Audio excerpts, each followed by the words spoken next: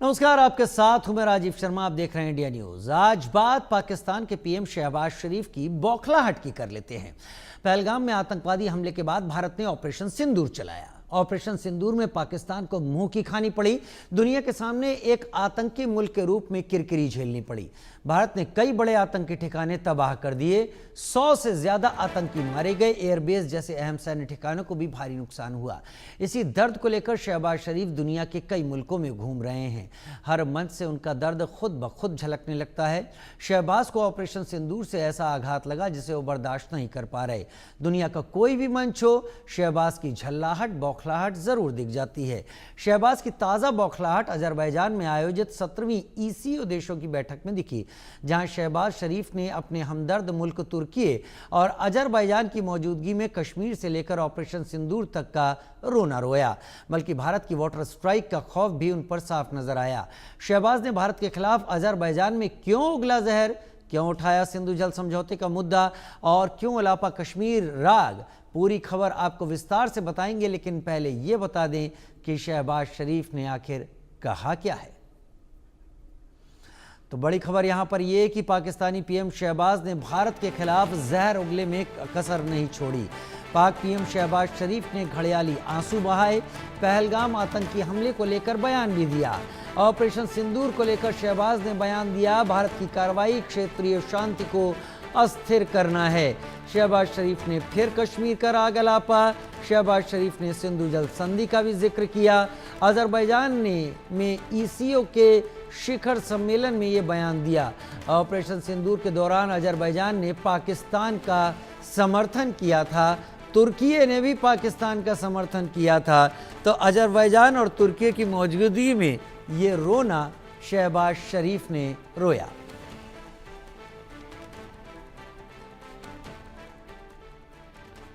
तो पाकिस्तानी पीएम शहबाज ने जहर उगला ऑपरेशन सिंदूर को लेकर अजरबैजान में जाकर बयान दिया। हालांकि ये कोई बहुत असर नहीं डालता, लेकिन भारत की कार्रवाई को अकारण हमला बताया। पहलगाम का इस्तेमाल क्षेत्रीय शांति को अस्थिर करने के लिए भारत ने किया। सिंधु जल समझौते के उल्लंघन करने का आरोप पाकिस्तान ने लगाया। पाकिस्तान के खिलाफ पानी को भारत अब हथियार बना रहा है। कश्मीर की तुलना गाजा से और ईरान से शहबाज शरीफ ने की। अब शहबाज शरीफ के पास घूम फिर के एक दो ही ऐसे मंच रह गए हैं, जगह रह गई हैं जहां वो अपना ये मामला उठा पाते हैं। या तो वो चीन में जाकर बोलते हैं जो सपोर्ट करता है, या वो तुर्की के साथ जाकर बोलते हैं, या फिर वो अजरबैजान में बोलते हैं। अब आपको बताते हैं कि आखिरकार शहबाज शरीफ की बौखलाहट है क्यों हर मंच से शहबाज शरीफ ऑपरेशन सिंदूर का रोना रोते हैं। तो ये बौखलाहट पहलगाम आतंकी हमले के बाद ऑपरेशन सिंदूर लॉन्च किए जाने के चलते हैं। ऑपरेशन सिंदूर से पाकिस्तान को भारत का जवाब। भारत ने पाकिस्तान के 11 एयरबेस तबाह किए, पाकिस्तान के 9 आतंकी ठिकाने बर्बाद किए। ऑपरेशन सिंदूर में पाक के 100 आतंकी मारे गए। पहलगाम आतंकी हमले में 28 लोगों की जान चली गई थी। निर्ममता के साथ उन्हें मार डाला गया था और उनको कमांड पाकिस्तान से ही आ रहे थे कि किस तरीके से इन हत्याओं को करना है, जिसके बाद भारत ने ऑपरेशन सिंदूर लॉन्च किया था। तो ऑपरेशन सिंदूर में पिटे शहबाज ने खून के आंसू रोए। पहुंचे अजरबैजान इसलिए पहुंचे कि अजरबैजान समर्थन करता है पाकिस्तान का। क्यों समर्थन करता है? क्योंकि अजरबैजान ने भारत से कुछ हथियारों की मांग की थी, लेकिन भारत ने वो हथियार आर्मीनिया को दिए और आर्मीनिया ने उन हथियारों का इस्तेमाल अजरबैजान पर किया। लेकिन इसके बाद से अजरबैजान ने पाकिस्तान का पाला पकड़ लिया और उसके बाद से अजरबैजान पाकिस्तान की भाषा बोल रहा है। तो अगर अजरबैजान में जाकर शहबाज शरीफ भारत के खिलाफ कोई रोना रोते हैं तो उसमें कोई नई बात नहीं है। भारत के खिलाफ वो रोना या तो अजरबैजान में जाके कर सकते हैं, या तुर्की में जाकर, या चीन में जाकर कर सकते हैं। इसके अलावा उनके पास और कोई ऐसी जगह बची नहीं जहां पर वो इतना ज़्यादा रोना रो सकें। बाकी जगह उनके रोने पर उनको जवाब मिल जाता है, लेकिन इन देशों को भारत भी जवाब नहीं देना चाहता जहां पर जाकर वो ये रोना रोते हैं। चीन को लेकर भारत के उप थल सेनाध्यक्ष राहुल सिंह ने भी साफ कह दिया कि ऑपरेशन सिंदूर के दौरान भारत ने 3 देशों से युद्ध लड़ा।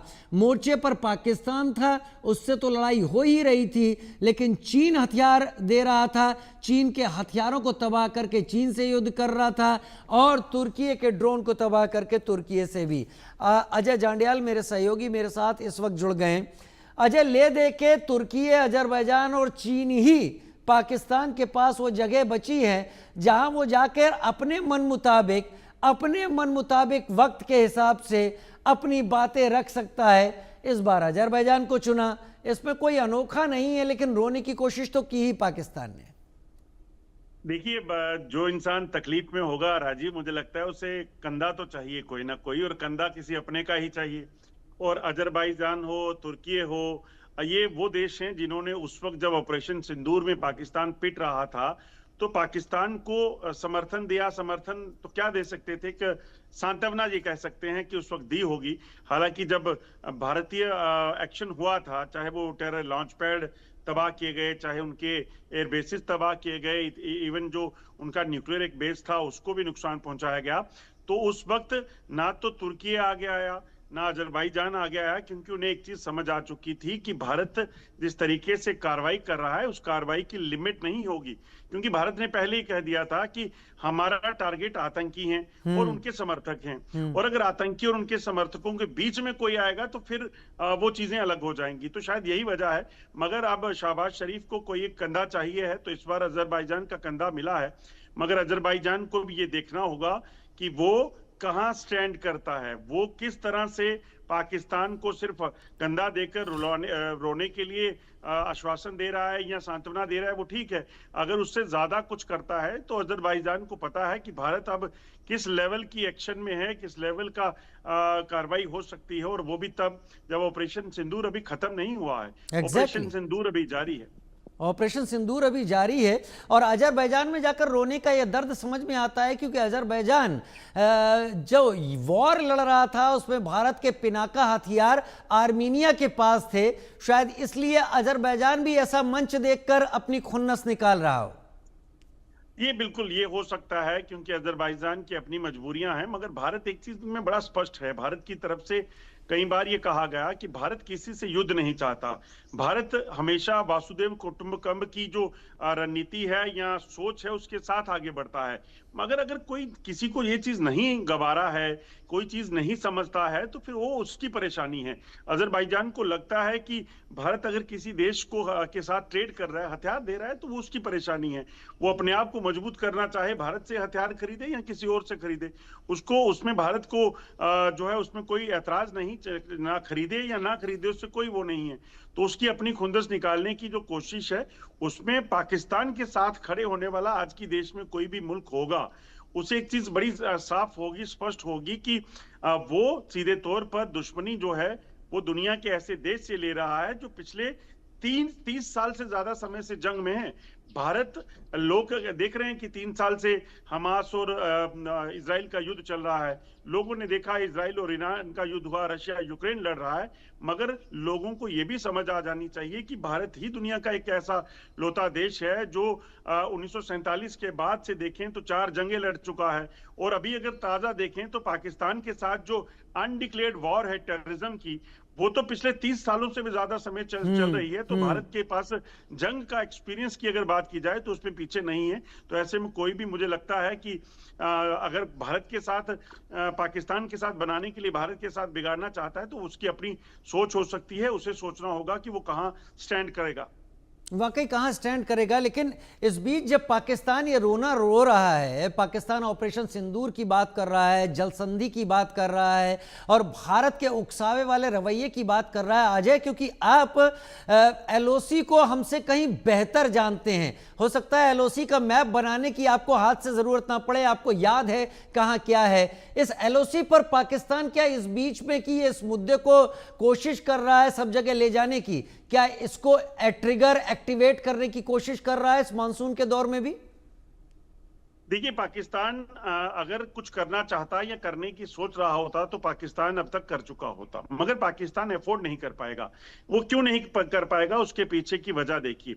भारत के रूस के साथ रिश्तों की बात करें, भारत के इजराइल के साथ आप रिश्तों की बात करें, या फिर भारत अपने आप में सक्षम है एक तरफ पाकिस्तान के साथ जो सैकड़ों किलोमीटर की बॉर्डर है उसको देखें, और दूसरी तरफ पाकिस्तान के जो अंदरूनी हालात हैं, खैबर पख्तूनख्वा के देखें, बलूचिस्तान के देखें, अब तो पंजाब और सिंध में भी हालत जो है आहिस्ता आहिस्ता बिगड़ने लगी हैं। उसके बाद पाकिस्तान जंग तो अफोर्ड नहीं कर सकता। पाकिस्तान जब भी करेगा, जो भी कोशिश करेगा, वो सिर्फ और सिर्फ अपने प्रॉक्सीज जो उसके हैं, जो पिछले 30 सालों से आतंकियों के जरिए यहाँ पे अनडिक्लेयर्ड वॉर जिसे मैं कहता हूँ वो कर रहा है, उसी का सहारा ले सकता है ज्यादा से ज्यादा। मगर अभी इसलिए चुप है क्योंकि भारत ने साफ कहा है कि पाकिस्तान की तरफ से होने वाला कोई भी टेरर एक्ट उसे जंग माना जाएगा, उसे एक्ट ऑफ वॉर माना जाएगा, और उसका जवाब भारत उसी तरीके से देगा। यानी कि अगर यहां कोई कुछ करता है तो उसका हिसाब पाकिस्तान में होगा। तो आप इस चीज को समझ सकते हैं कि पाकिस्तान इसे कितना अफोर्ड कर सकता है। पाकिस्तान को क्या गवारा है कि यहाँ एक आतंकी जो है किसी कैंप पर हमला करें या किसी सिविलियंस को टारगेट करके नुकसान करें, उसके बदले में पाकिस्तान का कोई परमाणु ठिकाना पर पाकिस्तान का कोई एयरबेस तबाह हो जाए। तो वो पाकिस्तान इस चीज को लेकर कहीं ना कहीं ज्यादा खौफ में है कि ये ऑपरेशन सिंदूर आखिरकार अभी तक जो है वो जारी क्यों रखा हुआ है। तो उम्मीद यही इस बात की है कि जो अभी किश्तवाड़ में या दूसरी जगहों पर जो एनकाउंटर हुए, सर्च ऑपरेशन चले, जिसमें कुछ एक आतंकी मारे गए, जैसा आप बता रहे, तो उधमपुर के पास भी एक जगह थी, वहां पर भी इस तरीके का ऑपरेशन हुआ। ये वो आतंकी हैं जो लोन वुल्फ की तरह काम करते हैं, यानी छुपे हुए हैं जंगलों में, जो इधर उधर शिफ्ट होते रहते थे, ये वो आतंकी हैं। फिलहाल मौसम को देखते हुए पाकिस्तान ऐसी कोई एक्टिविटी नहीं कर पा रहा है। देखिए, ये कहा जा सकता है कि ये पिंजरे में फंसे हुए वो जानवर हैं जिन्हें भारतीय सेना ढूंढ रही है, और ये यहाँ पर दाखिल तो हो चुके हैं। अब दाखिल होने के बाद इनके पास एक ही ऑप्शन है, मरना है। इनको मरना है, आज नहीं मरेंगे कल मरेंगे, ये मरेंगे। आप देखिए, कठुआ में एक आतंकी मारा गया, उधमपुर के बसंतगढ़ में एक आतंकी मारा गया, किश्तवाड़ में मुठभेड़ हुई, वहां पे एक मारा गया। ये सिलसिला चुन चुन के इनको मारा जाएगा। जब तक ये जंगलों के भीतर छुपाते जो है वो भागते रहेंगे, तब तक इनकी जान सलामत है। जिस भी दिन ये सेना के रडार पर आ गए, सुरक्षा बलों के जो है रडार पर आ गए, उसके बाद इनका अंत तय है। और एक आतंकी की जो जिंदगी है, उसकी जिंदगी इतनी ही होती है, 3 से 4 साल मैक्सिमम। तो मुझे लगता है इनको साल भर से ज्यादा हो गया है, तो उससे पहले अब 3-4 साल जो समय है वो मैक्सिमम है। तो ये किसी भी दिन ऐसे ही आपको खबरें मिलेंगी, जो 60 से 70 आतंकी सक्रिय हैं, उन्हें एक एक करके इनको ऐसे ही खत्म कर दिया जाएगा। आप सही कह रहे हैं, क्योंकि बारिश का मौसम भी है और कहीं जबरदस्त बारिश हो रही है, पहाड़ी नदियों में तेज है प्रवाह है इस वक्त, तो सिर छुपाने के लिए कहीं ना कहीं तो इन आतंकियों को जाना पड़ेगा, और फिर ये अपने आप उस फंदे में फंसेंगे जरूर। अजय जांडियाल, इस डिटेल के साथ बहुत शुक्रिया, मेरे साथ आप जुड़े और आपने पाकिस्तान के रवैये और उसकी सोच